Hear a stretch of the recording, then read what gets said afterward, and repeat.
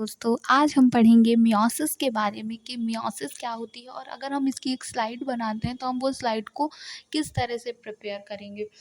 तो स्लाइड बनाने के लिए सबसे पहले हम उसका ऑब्जेक्ट लिख लेंगे कि क्या मतलब कि हम क्या स्लाइड बना रहे हैं। तो इसके लिए हम सिंपली वही ऑब्जेक्ट लिखेंगे कि प्रिपेयर करेंगे temporary side on the given material and comments with suitable diagram.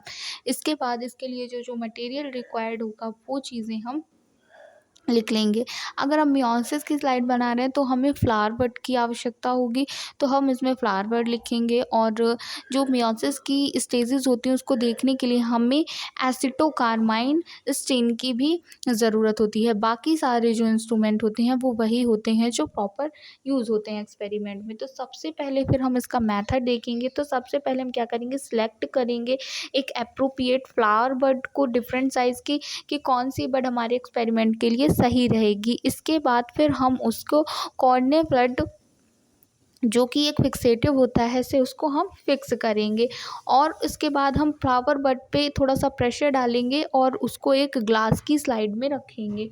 ठीक है, इसके बाद सेपरेट कर देंगे एंथर्स को और डिस्कार्ड करेंगे अदर पार्ट। सारे पार्ट जो होते हैं उनको हम अदा करेंगे। Put 1 to 2 drop of acetocarmine stain and squash the anthers. तो अब हम एंथर्स में पढ़ रहे हैं मियोसिस की स्टेजेस को, तो हम एंथर को लेंगे और बाकी सारे जो पार्ट्स होते हैं उनको अलग कर देंगे। और फिर एंथर की जो ड्रॉप होगी उसमें हम 1 to 2 ड्रॉप एसिटोकार्माइन स्टेन यूज़ करेंगे।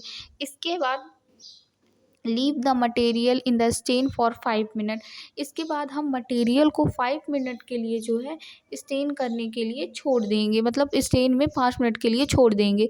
इसके बाद हम इसको धीरे धीरे एक फ्लेम में, स्प्रिट लैम्प में की फ्लेम में हम उसको स्लो स्लो गर्म करेंगे। इसके बाद इसके ऊपर हम कवर स्लिप रखेंगे और जेनाइटल हल्के हाथों से हम उसको टैप करेंगे ताकि वो विद द निडल या पेंसिल से हम उसको हल्के हाथों से प्रेस करेंगे।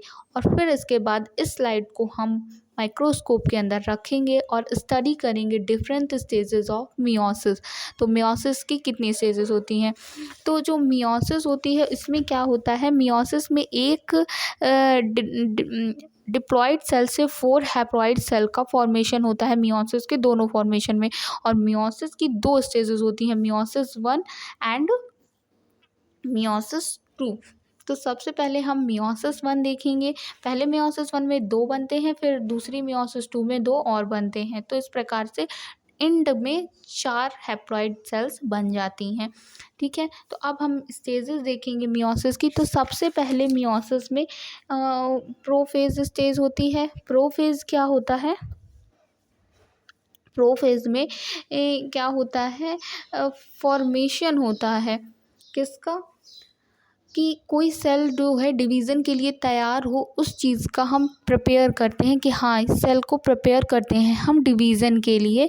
प्रोफेज़ को हम प्रिपरेशन फेज़ भी कहते हैं।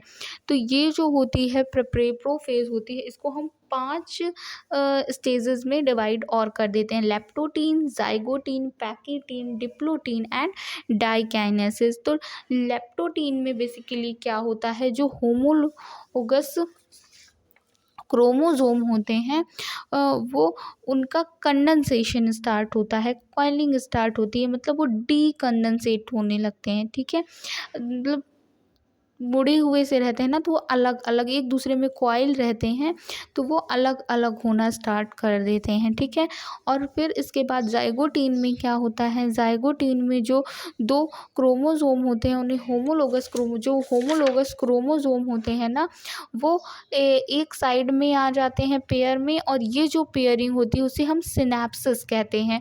तो ये जो पेयरिंग होती है 2 क्रोमोज़ोम की, ये सिनेप्सिस का जो प्रोसेस होता है वो अकर होता है बिटवीन होमोलोगस क्रोमोज़ोम।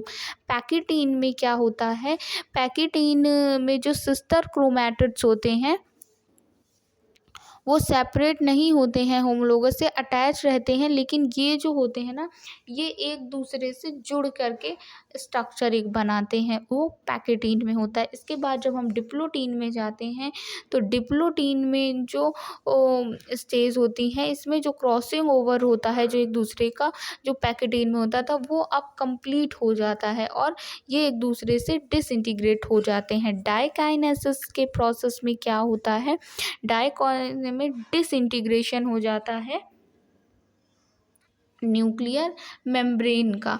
कंडेंसेशन जो होता है वो स्टॉप हो जाता है। अब तक जो क्रोमोसोम होते हैं वो पूरी तरह से डीकंडेंसेट हो चुके होते हैं और इसके बाद न्यूक्लियोलस और न्यूक्लियर एनवेलप जो होते हैं वो डिसअपीयर हो जाते हैं और सेंट्रोमियर जो होते हैं वो साइड से मूव होकर के कहाँ आ जाते हैं, इक्वेटर में आ जाते हैं।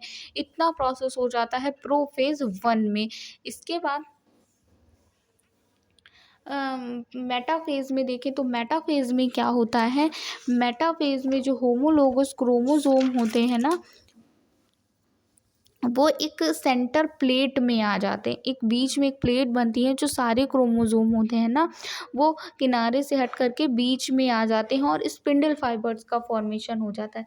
यहाँ पे डायग्राम में देखेंगे तो ये सारी स्टेजेस दिखाई जा रही हैं। लेप्टोटीन में जो पूरा एक दूसरे में कॉइल्ड है, इसके बाद डीकंडेंसेशन अलग अलग होना, ये प्रोसेस स्टार्ट होता है, ठीक है। और लास्ट में ये एक दूसरे से अलग हो जाते हैं लगभग, और न्यूक्लियर एनवेलप और न्यूक्लियर वॉल का डीजेनरेशन हो जाता है प्रोफेज 1 में। इसके बाद मेटाफेज में ये जो होते हैं, ये स्पिंडल फाइबर, ये बीच में ये स्पिंडल फाइबर का फॉर्मेशन स्टार्ट होता है और ये जो क्रोमोसोम होते हैं ये बीच में अलाइन हो जाते हैं, ये जो होते हैं ये बीच में अलाइन हो जाते हैं, तो ये मेटाफेज में होता है।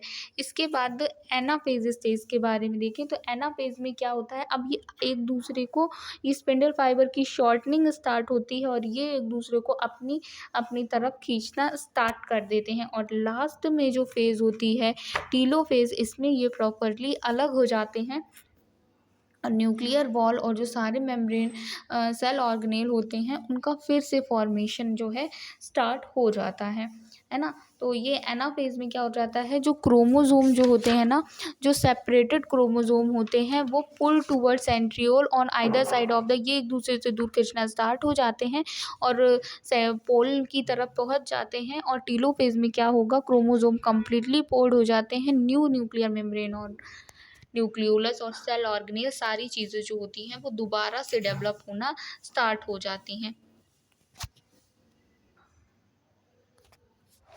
इसके बाद हम स्टेजेस देखेंगे मियोसिस सेकेंड की। तो अब क्या हुआ, 1 से 2 सेल बन गई।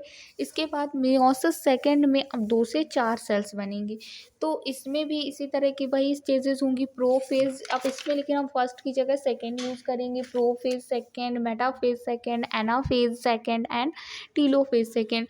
तो प्रोफेज सेकेंड में क्या होगा, इसमें भी वही होगा कि डी कंडेंसेशन होगा क्रोमोसोम का और डिसइंटीग्रेट हो जाएंगे सेंट्रियोल और न्यूक्लियर जो इन्वेलप होते हैं वो डिसइंटीग्रेट हो जाएंगे।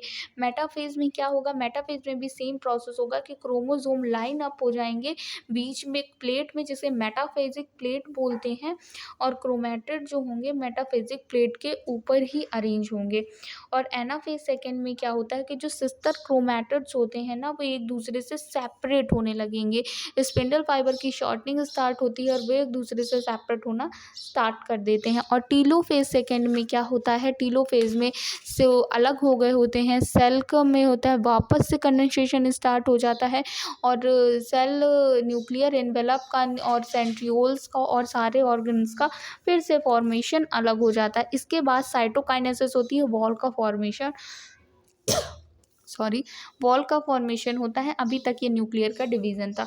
तो अब अगर हम इसका डायग्राम देखेंगे तो ये मियोसिस सेकेंड की स्टेजेस हो जाएंगी। तो सिमिलरली ये ये क्रोमोसोम रहेंगे प्रोफेज 1 में प्रिपेयर हो जाएंगे, ये प्रिपेयर हो जाएंगे ये किस चीज़ के लिए, डिवीज़न के लिए। इसके बाद मेटाफेज प्लेट में ये एक प्लेट के इर्द गिर्द बीच में सेंटर में अरेंज हो जाते हैं और ये जो प्लेट है, इस प्लेट को भी हम मेटाफेजिक प्लेट बोलते हैं। इस प्लेट के बाद फिर इसके बाद एनाफ़ेज़ स्टेज आएगी। एनाफ़ेज़ स्टेज में